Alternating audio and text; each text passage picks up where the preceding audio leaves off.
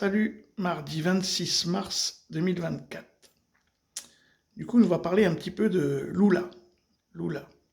Je suis pas fan de Lula et je suis pas fan d'Elmar Rousseff, là. C'est des gens, bon. Et en même temps, le Brésil, c'est vrai que c'est un petit peu compliqué à gérer, hein. Bolsonaro, c'était pas terrible non plus, hein.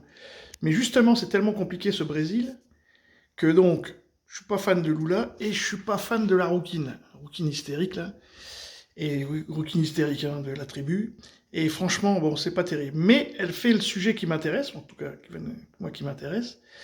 Et du coup, je fais abstraction de qui elle est, j'écoute le sujet, et donc du coup, Lula utilise pour une expression le terme holocauste. Et on rappelle que le terme holocauste, c'est un terme biblique qui veut dire sacrifice. Donc à Gaza, c'est un sacrifice, c'est un holocauste. C'est tout. Sauf que quand on utilise holocauste, chez nous, là, les talmudo-sionistes, bah tout de suite, Parce que Lula, comme beaucoup de dirigeants l'ont fait, ont expliqué qu'avec beaucoup de force qu'il y avait un génocide en cours à Gaza, mais c'est le seul à avoir utilisé le terme de holocauste.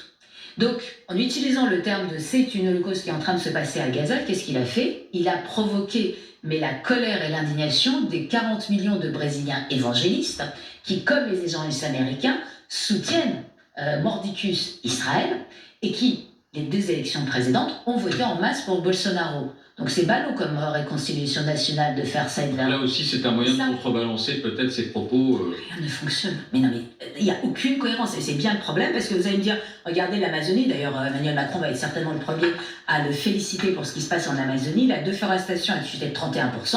Vous allez me dire, oh, voilà une belle décision. Mais non. La savane du Cerrado, qui recouvre un quart du pays, subit une destruction inédite et massive.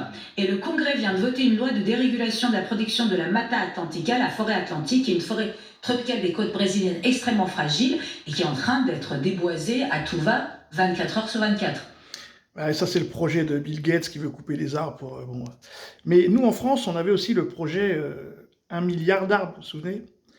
Et donc il y a des gens qui se baladent dans les bois là comme ça ou dans les forêts et donc il y a des petites vidéos qui tournent.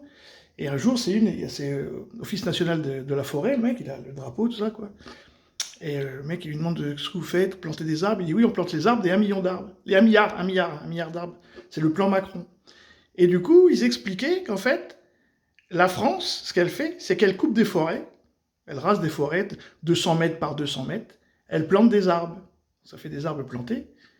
Et en fait, comme ça, au bout de 1 milliard d'arbres, il n'y aura pas plus de forêts qu'avant. C'est juste une histoire de business. Ils font la même chose en Amazonie, mais partout sur la planète.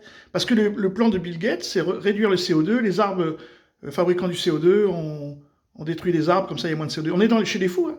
Mais là, voilà. Donc, au Brésil, les 40 millions de gens qui votent Bolsonaro, qui sont évangélistes et tout ça, évangélistes, c'est aussi les blancs. Hein. Parce que c'est ça le Brésil. Hein.